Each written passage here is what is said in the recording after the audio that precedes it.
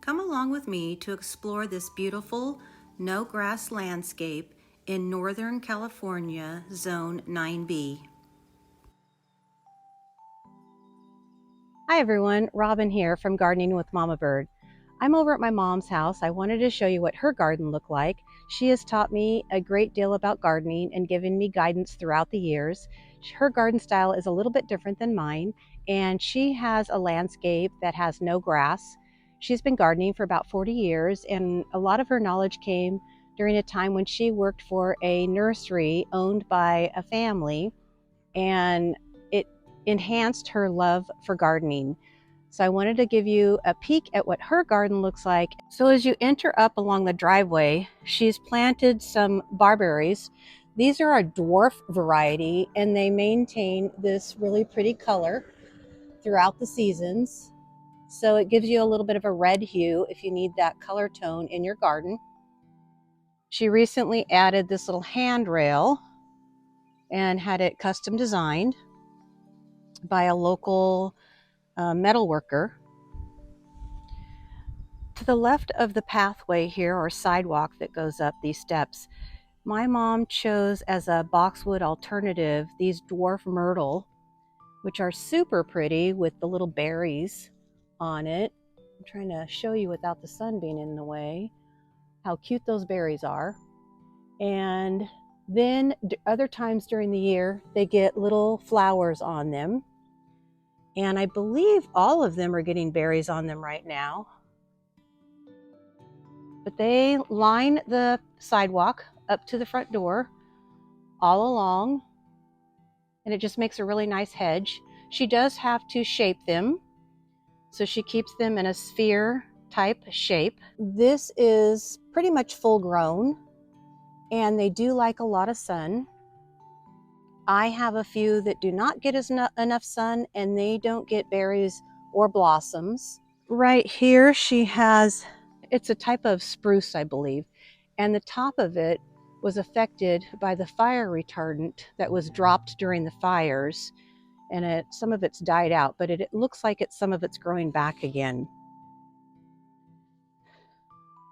And as we go up the stairs here, this year and last year, she's planted a lot of zinnia, different varieties, and added some grasses in. Over here, we moved some of the moss rock from the border and built her up a little bed so she could add the liriop in here and have a little bit more different structure and textures within her garden with the rock. And I think that just turned out really great. It gave it some height. In front of that, she has a lot of her zinnias, which are annuals. Along with the zinnias, she has over in the far corner some gomphrena and a little bit of feverfew left that I gave her from seedlings to plant. It rained last night, so you can see all the water on the top of it. She's intermixed a few pelargoniums. Here's one of them that has a gorgeous bloom on it. Super pretty. And then she's got, I asked her what this Dusty Miller variety is, but she doesn't recall the name, and she said she's looked for it in the garden center for over a year, and she hasn't seen it in there again. Along over here, see if I can get over here, she put in a faux rock stream bed, and it goes up to the top there. And along that side over there, she planted a little hedge of oleanders. They all get, I believe they're a red bloom. And this evergreen shrub here is a type of juniper that doesn't get tall. She does occasionally trim the base of it so it stays in that cute little Christmas tree style shape. She has, backed by that, some laurel petalum, which recently has been trimmed into more of a round shape. And this one, they are all white blooming. I have a pink razzleberry at my place, and it doesn't bloom at the same time. So hers is blooming now. Mine was blooming a few weeks ago. Behind that, she has a jacaranda, which has been in the ground for maybe a year. So it's put on a small amount of growth. And another laurel petalum.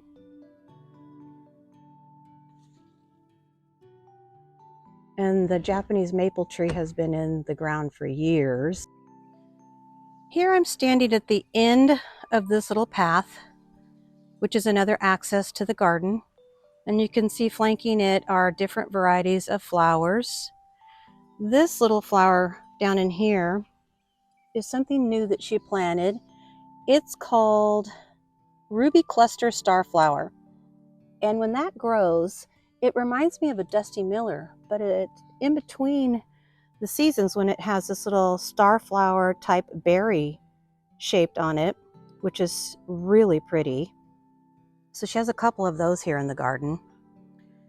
Along here, she has some yarrow,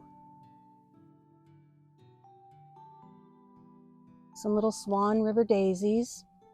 She's struggled with these this year. Last year, they were just prolific and did wonderful for both of us. This year, they've had a little bit of a hard time. I'm not sure why. We have a little Artemisia here in the back. I believe that's a daylily. It's a yellow one. Next to it is a Biden. The Biden will blow their seeds around, and you'll have those pop up throughout your yard. So if you don't mind that, pulling Biden out from different parts of your yard, it's a fun little flower to have. The little sedum ground cover, I don't know the name of, but that's a fun little added piece here that grows amongst the different flowers. The dianthus, a stone crop.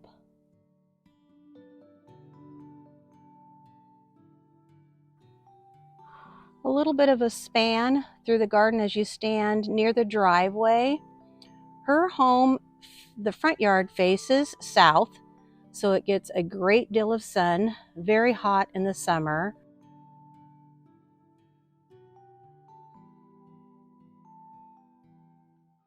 Here, flanking the front door, she has a couple. I believe they're a type of juniper in a topiary style.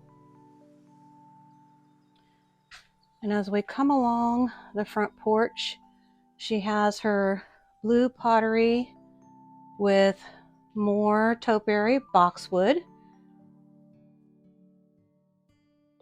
In the back, she has some coleus in a basket, which has really grown out. Here in the big, large blue planter, she has a metal wire in there with ivy growing on it. And that ivy's probably been growing on there for 5 years. It's a little bit of a slower grow. She keeps it trimmed. She had the people add this stone path so she would have access to this area of the yard. Now over here, this had all cobblestone in it. So she's been working on removing all of that so she can plant it up. And over in this area, she planted some optic grass, a few violas, which during this time of year should do fine over here. Lamium, and this is a darker color lamium, which will spread and hopefully get enough little shade from the pot and the patio cover. One of my favorite things is the bunny, which is another topiary. This was, while my dad was alive, one of his favorites to keep trimmed up. He was always the one that manicured all the topiary style plants. That was one of his favorite things to do. And then she potted up this evergreen here. Let me see if the tag is still in here. I love the color tone of it. It is a Wilma Goldcrest Cypress.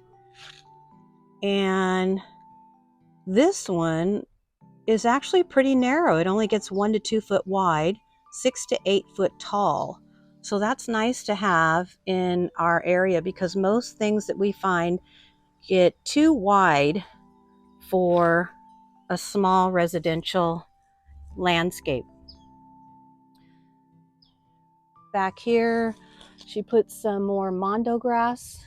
The mondo grass is probably as tall as it's going to get. She has 3 of them in there. And then these small grasses back here, they look smaller. They are called Juncus Blue Dart, if I'm saying that correctly.